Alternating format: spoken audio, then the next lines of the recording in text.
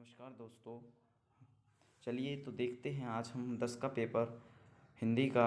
यदि आपने इस चीज़ को फॉलो कर लिया तो आप पूरे में से पूरे अंक ला सकते हैं, ये मेरा वादा है। आप एंड तक बने रहिए। तो चलिए हम शुरू करते हैं। तो सबसे पहले जो आपको बता दें कि सबसे पहले तो 10 नंबर के हिंदी साहित्य और गद्य साहित्य और पद्य साहित्य के क्वेश्चन पूछे जाएंगे आपसे। तो उसके आपको उत्तर लिखने हैं, मैं आपको बता रहा हूँ। और फिर आपको 6 नंबर की गद्य की व्याख्या करनी आनी है। और फिर आपको मैं एक डायग्राम बता रहा हूँ और 6 नंबर की पद्य की व्याख्या करनी आएगी आपको। और जो 6 नंबर में गद्य और पद्य के लेखक कवि का जीवन परिचय आएगा। कितने नंबर में? 6 नंबर में 3 के गद्य का आएगा और 3 पद्य का आएगा। 4 नंबर में आपको संस्कृत की हिंदी में ट्रांसलेशन आएगी, यानी संस्कृत को हिंदी में आपको ट्रांसलेट करना पड़ेगा। और आपको 2 नंबर में जो संस्कृत का श्लोक है वो आपको आएगा 2 नंबर में। और 2 क्वेश्चन आएंगे संस्कृत के, आपको संस्कृत में ही उनका उत्तर देना है। 2 नंबर में वो आएंगे। और ग्रामर आएगी आपकी लगभग 10 नंबर में आपकी ग्रामर आएगी। 10 नंबर में आपकी ग्रामर आएगी।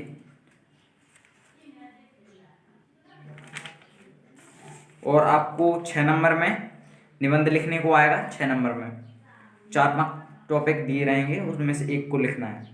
और 3 नंबर में ज्योति जवाहर आएगा आपको। यदि आप ललितपुर से हैं तो आपको ज्योति जवाहर आएगा। यदि आप और किसी डिस्ट्रिक्ट से हैं तो आपको दूसरा भी आ सकता है, मुक्ति दूत आ सकता है, जो भी आपके डिस्ट्रिक्ट का लगता हो आप देख लेना। क्योंकि मैं ललितपुर से हूँ इसलिए मेरे यहाँ पे ज्योति जवाहर आता है। तो चलिए शुरू करते हैं। तो सबसे पहले यहाँ पे आप डालेंगे प्रश्न उत्तर क्रमांक 1। क्या डालेंगे? प्रश्न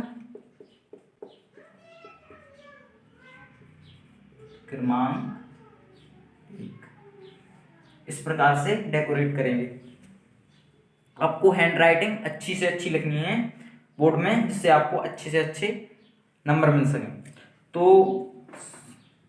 जैसे का है, का यहाँ पे का, तो यहाँ पे आपको एक, जैसे मैं आपको बता रहा हूँ, लिखा आएगा निम्नलिखित कथनों में से किसी एक कथन सही है उसे पहचान कर लिखिए।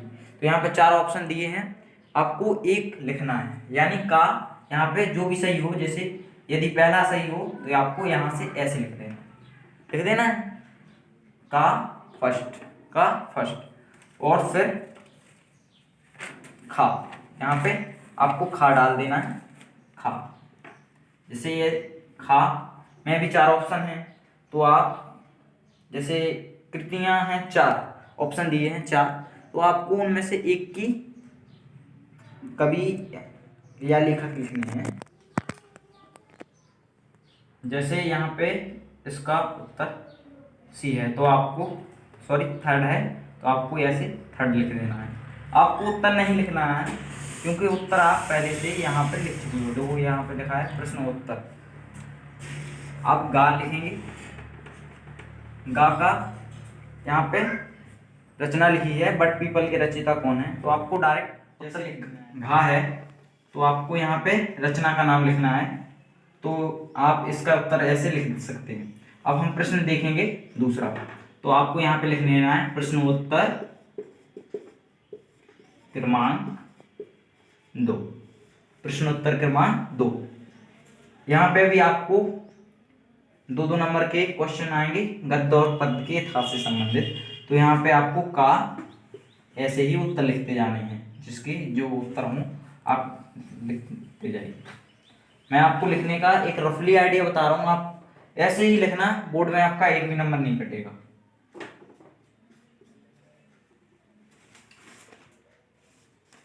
अब देखते हैं प्रश्न क्रमांक 3।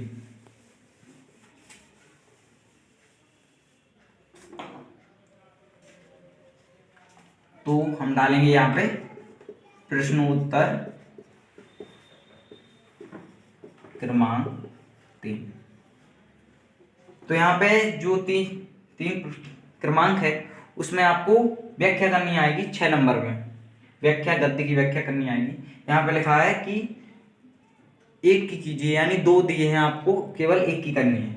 तो यहाँ पे जो भी आपको आ रही हो, का आ रही हो तो का लिखिए, खा आ रही हो तो खा लीजिए। जैसे का आ रही है आपको तो का, ऐसे का लिखकर कोष्टक में जहाँ लिखकर डॉट डॉट डॉट डॉट करके, यहाँ पे आप 2 अक्षर भी लिख सकते हो, कोई दिक्कत नहीं है।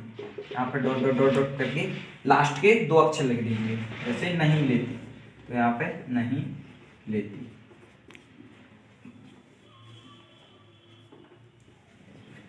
अब जैसे क्वेश्चन दिए हैं उसके नीचे, व्याख्या के नीचे 3, तो आपको वे क्वेश्चन देखनी है कौन कौन से क्वेश्चन है। जैसे वो बोल रहे हैं उपरोक्त गद्यांश का संदर्भ लिखिए, यानी आपको संदर्भ लिखना है, संदर्भ। तो आपको ऐसे लिख लेना है और बढ़िया सा सुंदर सा यहाँ पे आपको उसका संदर्भ लिख लेना है कि प्रस्तुत गद्यांश हमारी पाठ्य पुस्तक हिंदी की इस पाठ से लिया गया है, जिस पाठ से हो उस पाठ से लिया गया है, इसके लेखक ए हैं, आपको लिख लेना है। सेकंड है रेखांकित अंश की व्याख्या, तो आपको यहाँ पे व्याख्या डालनी है अच्छी सी हेडिंग, और इसकी आपको व्याख्या करनी है। थर्ड क्वेश्चन कह रहा है कलाकारों ने किसके जीवन का चित्रांकन किया, यानी आपको जो गद्यांश दिया है उसी में से आपको देखना है कि चित्रांकन लेखक ने किसका किया, तो आपको इसका भी उत्तर लिख लेना है। उत्तर ध्यान करिए यहाँ पे लिख दिया है, यानी आपको बाद में नहीं लिखना है। ये बहुत ही अच्छा मेथड है, आप इसी से करिए। चलिए अगला क्वेश्चन देखते हैं आप।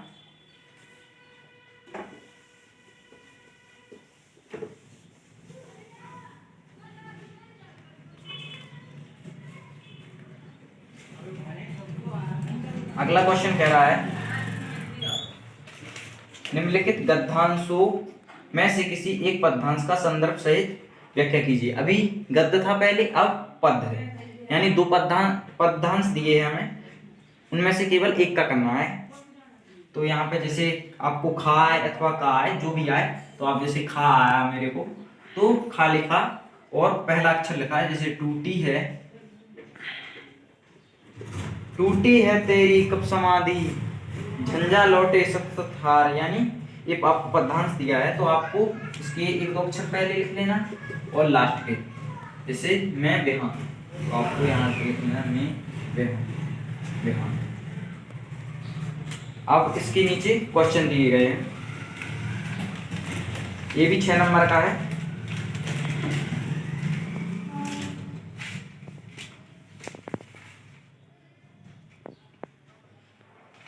इसकी आपको संदर्भ लिखना है, बढ़िया सा सुंदर सा आप इसका संदर्भ लिखिए, बढ़िया। और व्याख्या लिखनी है। व्याख्या यानी अपनी भाषा में इसका वर्णन करना है, जो कवि ने लिखा है गद्यांश में, पद्यांश में, उसका आपको अपनी भाषा में ट्रांसलेशन करना है। अब देखते हैं आगे प्रश्न क्रमांक 5।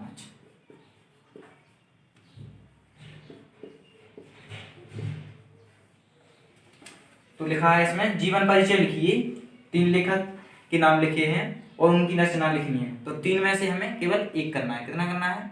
केवल एक। तो जैसे मुझे ये आया जयशंकर प्रसाद,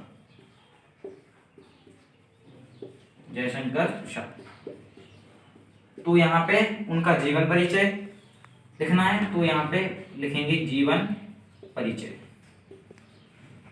बढ़िया सा यहाँ पे इसे डेकोरेट करेंगे और नीचे इसका जीवन परिचय लिखेंगे और उसकी रचना पूछी है, तो यहाँ पे रचना लिखेंगे, रचनाएं, और यहाँ पे उसकी रचनाएं लिखेंगे। तो चलिए फिर अगला क्वेश्चन देखते हैं।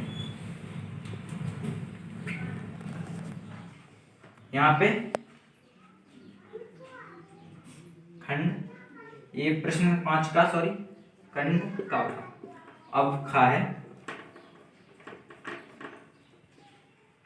ये लिखा है कि इसमें कवि, 3 कवि में से किसी एक का आपको जीवन परिचय लिखना है और उसकी रचना लिखनी है। जैसे सूरदास जी फर्स्ट में है, सूरदास जी, तो आपको सूरदास जी का यहाँ पे हेडिंग डालनी है जीवन परिचय। तो आप उनका जीवन परिचय लिखेंगे यहाँ पे, और फिर यहाँ पे हेडिंग डालेंगे रचनाएं। तो आप उनकी रचनाएं लिख लीजिए, एक दो जितनी भी आपको आए, इससे कोई दिक्कत नहीं है। 3 नंबर का है ये दोनों क्वेश्चन गद्य पद्य के। अब अगला क्वेश्चन देखते हैं।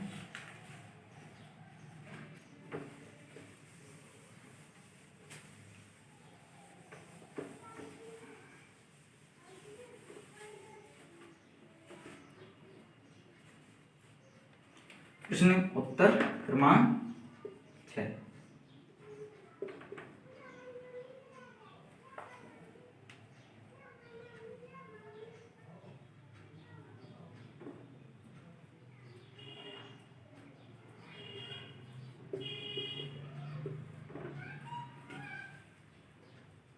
तो यहाँ पे लिखा है संस्कृत गद्यांश का संदर्भ से हिंदी में अनुवाद कीजिए। तो आपको एक संस्कृत में गद्यांश लिखा आएगा, जैसे यहाँ पे लिखा है वाराणसी, वाराणस्या, वाराणस्याम, डॉट डॉट डॉट डॉट करेंगे जैसे आप गद्य में करते थे।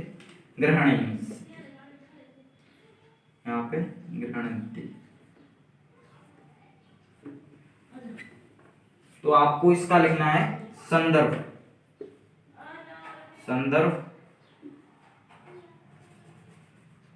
संदर्भ, ऐसे लिख के आपको इसका संदर्भ लिखना है कि प्रस्तुत गद्यांश इस पाठ से अधिग्रहित है संस्कृत की। इसके लेखक नहीं होते, इसलिए आपको नहीं लिखना है।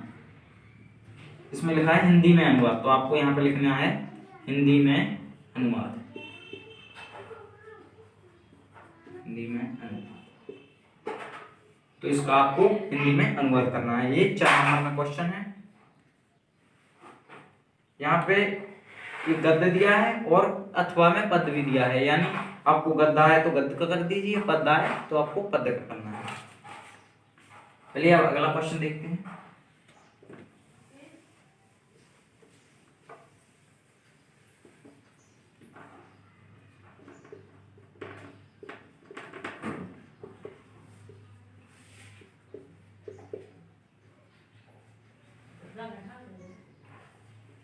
सात, जैसे साथ में वो कह रहे हैं सात का है। अपनी पाठ्य पुस्तक से कंठस्थ किया हुआ एक श्लोक, यानी 2 नंबर में है संस्कृत का श्लोक लिखना है आपको। यहाँ पे आप श्लोक लिख देंगे, श्लोक हेडिंग डालकर श्लोक लिख देंगे। खा, निम्नलिखित प्रश्नों में से 2 प्रश्नों के उत्तर संस्कृत में दीजिए। यहाँ पे 4 क्वेश्चन दिए हैं, इनमें से हमें 2 का ही देना है। 2 नंबर में ये है। यहाँ पे जैसे आपको फर्स्ट आया तो आप इसका फर्स्ट का उत्तर लिखेंगे डायरेक्ट, सेकंड आया तो आपको सेकंड का उत्तर लिखेंगे डायरेक्ट, इसी प्रकार से लिखना है। अब अगला क्वेश्चन देखते हैं, प्रश्न उत्तर क्रमांक 8।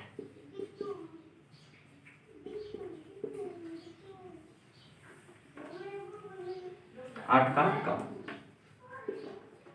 यहाँ से ग्रामर व्याकरण शुरू हो गई है। यहाँ पे आपको कर्रोडस अथवा हास्यरस की परिभाषा लिखनी है। तो आपको यहाँ पे कर्रोडस, वो रस जिसमें दुख का बोध होता है उसे कर्रोडस कहते हैं। यहाँ पे उदाहरण सहित लिखना है, तो यहाँ पे आप परिभाषा लिखेंगे, यहाँ पे आप उदाहरण लिखेंगे। 2 नंबर में है खंड खा, देखेंगे इसका 8 का। तो खा में वो बोल रहे हैं उपमा अथवा रूपक अलंकार की परिभाषा सहित उदाहरण दीजिए। तो आपको खंड का में उपमा या फिर रूपक का लिखना है, उपमा। यहाँ पे आपको उदाहरण भी देना है इसका। बढ़िया, आप हैंड राइटिंग में लिख लीजिए, मैं तो आपको एक रफली आइडिया बता रहा हूँ। अगला क्वेश्चन,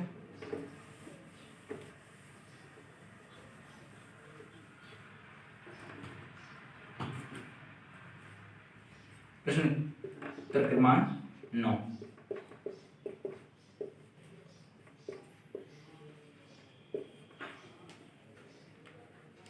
यदि आपको समझ में आ रहा हो तो वीडियो को लाइक कर देना और चैनल को सब्सक्राइब कर देना। अगले भी हम जल्दी ही वीडियो लाएंगे अगले विषयों की। जैसे गणित हुई, और भी विषय हैं, कला का भी लाएंगे हम जल्दी। तो 9वें का है, निम्नलिखित उपसर्गों में से 3 के मेल से एक एक शब्द बनाइए। यानी आपको उपसर्ग दिए होंगे तो उनके आपको शब्द बनाने हैं। जैसे अन, तो अन का उपसर्ग यानी जो आगे जुड़ा होता है, इनके पीछे पीछे है। तो जैसे अपनापन, अपनापन अन आ रहा है यहाँ पे, तो ऐसे ही आपको लिखना है। किन्हीं 2-3 का लिखना है यहाँ पे। जैसे आपका है होगा, और जैसे सह का होगा, तो आपको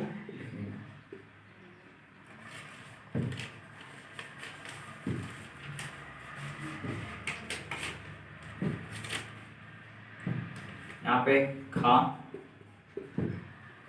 2 प्रत्ययों का उपयोग करके लिखना है।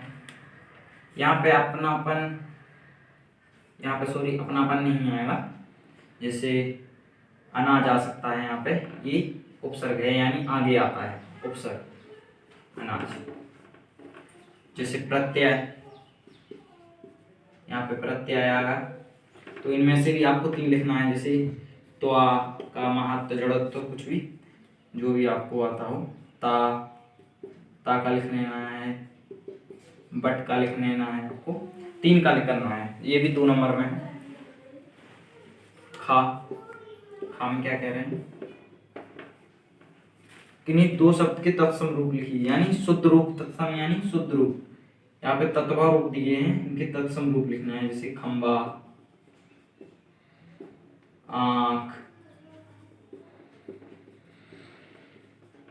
2 का लिख लेना है आपको। अब अगला क्वेश्चन देखते हैं। समास विग्रह है, यानी आपको 2 का समास करना है, समास विग्रह करना है। जैसे आपको फर्स्ट आया पीतांबर, पीतांबर यानी पीला है जिसका अंबर, यही होता पीतांबर। तो आपको पीतांबर लिख लेना है, मूवीज वाला पीतांबर नहीं, ये पीतांबर समास विग्रह। जैसे खरा खोटा, तो खरा खोटा, खरा और खोटा, आपको मतलब जो भी आए आपको यहाँ पे लिख लेना है। अच्छी तैयारी कीजिए, कोई भी आपको अच्छे अंक लाने से नहीं रोक सकता। अब घा देखते हैं हम। यहाँ पे आपको तत्सम यानी शुद्ध रूप लिखना है।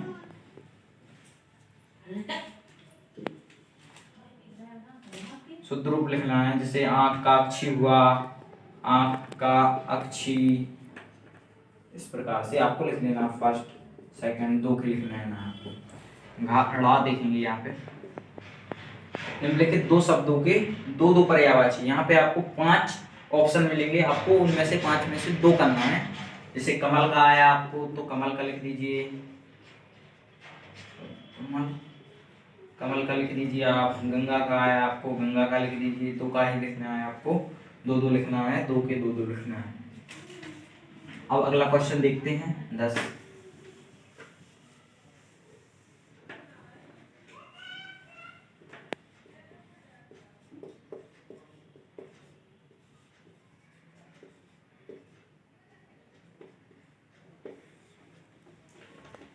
निम्नलिखित में से किन्हीं 2 में संधि विच्छेद कीजिए और संधि का नाम लिखिए। जैसे यहाँ पे अश्य धन एव, अश्यव, अश्यव यानी अश्यव, आपको इसका संधि का नाम लिखना है। और सेकंड, जैसे आपको कोई भी आ गई, 4 दी है यहाँ पे, आपको 2 करनी है। रत्नौध यानी रत्नौध, संधि का नाम लिखना है आपको। खंड खा, 1 का था, इसका 10 का, 1 खा है। यहाँ पे आपको विभक्ति लिखनी आएगी संस्कृत में, तृतीय विभक्ति बहुवचन में लिखी, यानी जैसे आपको फल का लिख सकते हैं आप, अथवा में यहाँ पे मति भी दिया है, मति, तो आपको यहाँ पे मति लिख लेना है। जो भी आए 1 लिख लेना है, या फिर ये या फिर ये। यहाँ पे सेकंड का मधु, ये आपको दोनों करने हैं, अथवा में है, ये कर लीजिए या फिर यहाँ पे अथवा में नदी है, गा है इसका। धातु लट लकार है, जैसे आपको पटतु का लिखना है, धातु, लकार, पुरुष, वचन, आपको ये चारों चीजें लिखनी है। 2 नंबर में घ में 2 वाक्यों का संस्कृत में अनुवाद करना है। 2 वाक्य, यहाँ पे 4 वाक्य मिल जाते हैं तो आपको 2 वाक्यों, जैसे यदि आपको फर्स्ट आए तो यहाँ पे आप फर्स्ट का अनुवाद कर सकते हैं। अगला क्वेश्चन देखते हैं।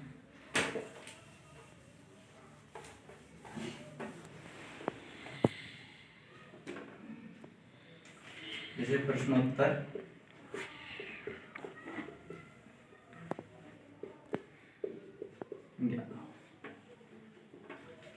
तो प्रश्नोत्तर 11 में बहुत ही मजेदार है, निबंध है, इसको आपको रटने की कोई जरूरत नहीं है, ये अपनी भाषा में लिखे जाते हैं, बढ़िया लिखिए। इस पे 5 ऑप्शन हैं, जैसे जल संरक्षण की आवश्यकता क्यों पड़ती है, इस पे भी आप निबंध लिख सकते हैं। मेरा प्रिय कवि पे लिख सकते हैं। यात्रा ट्रैफिक होता है जो उसके नियमों पे लिख सकते हैं। छात्र जीवन से अनुशासन का महत्व, अनुशासन क्या होता है छात्र जीवन में, वो लिख सकते हैं। बेरोजगारी की समस्या क्या होती है, वो लिख सकते हैं। यानी आप 5 में से कोई एक लिख सकते हैं। जैसे आपको ये आया फर्स्ट, बेरोजगारी की समस्या, बेरोजगारी की समस्या, बेरोजगारी की समस्या, तो आप इसका जैसे यहाँ पे आप 2-3 हेडिंगें सोच कर लिख सकते हैं। जैसे सबसे पहले आपको प्रस्तावना तो लिखनी ही होगी, प्रस्तावना, और जैसे 2-3 हेडिंग आप सोच कर लिख सकते हैं। जैसे बेरोजगारी कैसे होती है, बेरोजगारी के कारण क्या हैं, बेरोजगारी को समाप्त करने के कारण क्या हैं, तो ये आप ऐसे लिख सकते हैं। लास्ट क्वेश्चन पेपर का प्रश्नोत्तर क्रमांक 12, ये आपको 3 नंबर में आएगा। अपने पठित खंड काव्य के आधार पर निम्नलिखित प्रश्नों में से किसी एक प्रश्न का उत्तर दीजिए। यानी आपको, जैसे आप जिस डिस्ट्रिक्ट से हो उसी प्रकार खंड काव्य होता है। जैसे मैं ललितपुर का हूँ तो यहाँ पे ज्योति जवाहर चलता है, तो यहाँ पे आपको लिखना है खंड काव्य, काव्य डाल के, और जो भी वो आपको लिख देना है। तो बहुत ही सिंपल क्वेश्चन था, कोई बड़ी बात नहीं है, पढ़िए आप आराम से और अच्छे से अच्छे पेपर दीजिए, कोई बड़ी बात नहीं है। धन्यवाद, थैंक यू।